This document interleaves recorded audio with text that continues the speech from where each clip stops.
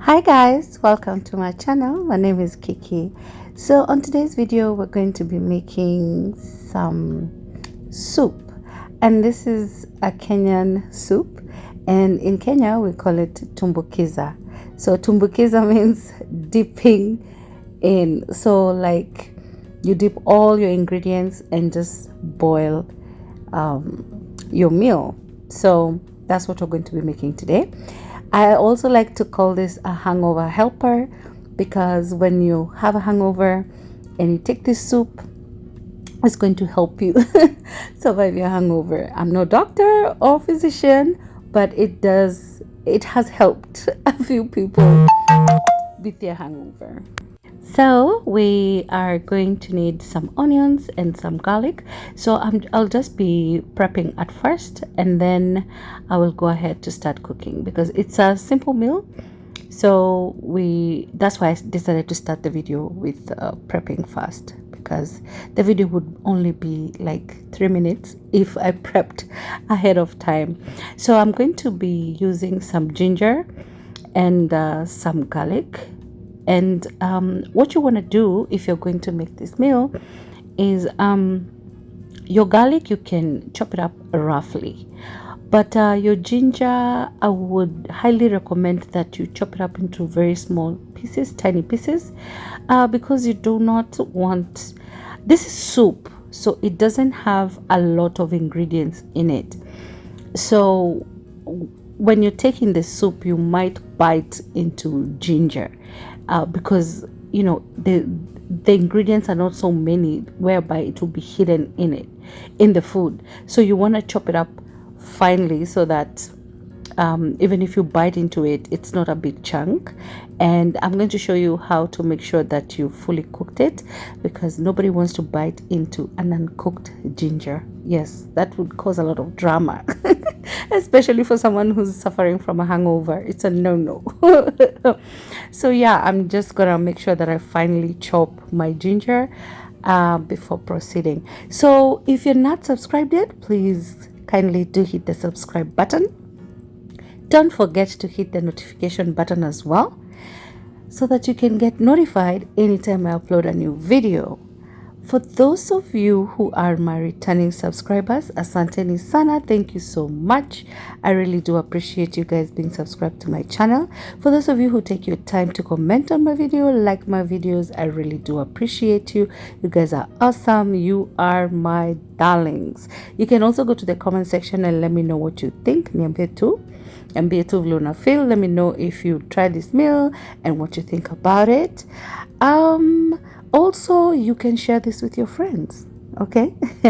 So we are also going to need potatoes, and I'm just gonna peel my potatoes, and then I wanted to cook the potatoes whole, but I didn't have so many potatoes in the house, and so I had large potatoes and small potatoes, and so it didn't make sense to just have big ones and small ones. That means they wouldn't cook evenly because of the size.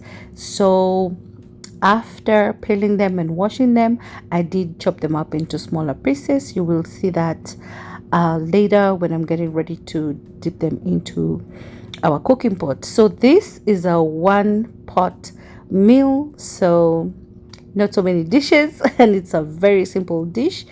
I love to take this meal with you can take this meal with rice, you can take it with bread, you can take it with ugali. For my Kenyan people, you can take this meal with anything that you like, or even by itself, because it has potatoes. It has the balance effect of having your carbohydrates with you, having your proteins with you, and I'm also going to be adding spinach into the meal, so it will be a balanced meal. So if you do have some fresh spinach, do grab that.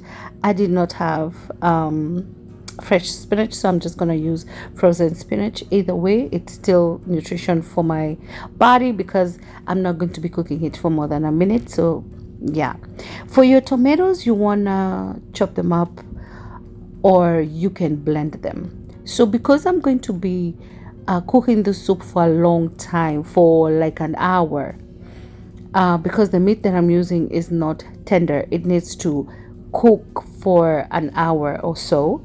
My tomatoes, I chopped them up like this, and I did not blend them because they're going to disappear when I start cooking. Guys, now I have all my ingredients, and I'm going to be using spinach, frozen spinach. Okay, ideally you're supposed to use fresh spinach, but I don't have fresh spinach in the house, so I'm going to be using frozen. Okay, I just want to add a vegetable in there. You can add cabbage as well if you want to. I also do this with cabbage, but I'm just going to use spinach for today. This is 3.4 lbs of meat. You can use goat meat, you can use beef. Just make sure the meat you're using is not tender, because you're going to be boiling this, hence the name Tumbukiza. So for my spices, you want to stay away from a lot of spices with this recipe, but of course you can always adjust the spices to what you like and what you prefer. What I like for this Tumbukiza meal is to put the Montreal steak seasoning. I love the taste of soup with this spice. I don't know how to explain. You have to taste it. And then paprika for the color. I'm also going to be adding a little bit more of the garlic, the powder, even though I have my garlic over there, and the crushed red peppers. So you can use fresh peppers. I have crushed red peppers in my house. For this meal, the peppers is a must. The peppers is it's like pepper soup. What is pepper soup without the peppers? So you have to put chilies. You understand? I mean, you have to put like chili. Chili is a must. So you can put powder form. This is what I have. You can have fresh ones, whatever you have.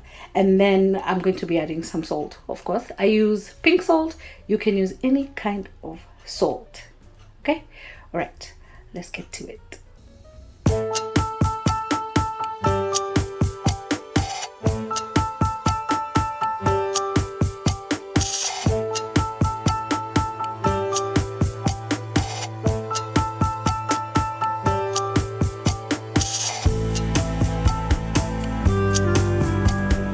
So I know this is Tumbukiza, okay? But to make sure that your meat gets the ultimate flavor, you want to do this few steps. Now you can just put everything, your water, your tomatoes, your onions, everything, cover it and cook it. You can definitely do that. But if you want to have more flavor in your meat, I would suggest you don't skip this part. And you're just gonna cook your meat in oil and salt, because the salt helps to tenderize the meat. And you're gonna cook it for a few minutes. So the oil, what it's going to do, it's definitely going to give your meat some color, so it's going to brown it up, but it's also going to give it a better taste, because this is boiled food. Like, we're going to boil this soup, so you don't want to have an overwhelming taste of boiled food. You want to create a bit of difference in taste. And also, like I was showing you, you want to get food that meat that has bones in it, so that you can get the nutritional value of boiling the bones in your soup. Okay, if that makes sense. So you can see right now my meat has a lot of color. It's looking so good, but it's not fully cooked. So I'm going to add the majority of my garlic in it, just to add more flavor to the meat. And that's garlic and ginger. And this is what I was talking about. I'm just going to make sure that my ginger cooks at this point, together with the garlic, also infusing a lot of flavor in the meat. Once my garlic and ginger is cooked, now I'm going to put my spices directly into the meat to just infuse even more flavor into it, and let it cook for like I want to say a minute or two. And once it's been infused with all the spices, then I go ahead and dump in or put in all my other ingredients. So if you really want to have flavorful soup and the meat not to taste like it's just boiled bland meat, do this step. I promise you will not regret this. Like, I wanted to eat this meat right now the way it looks, but we were making a soup, so I behaved.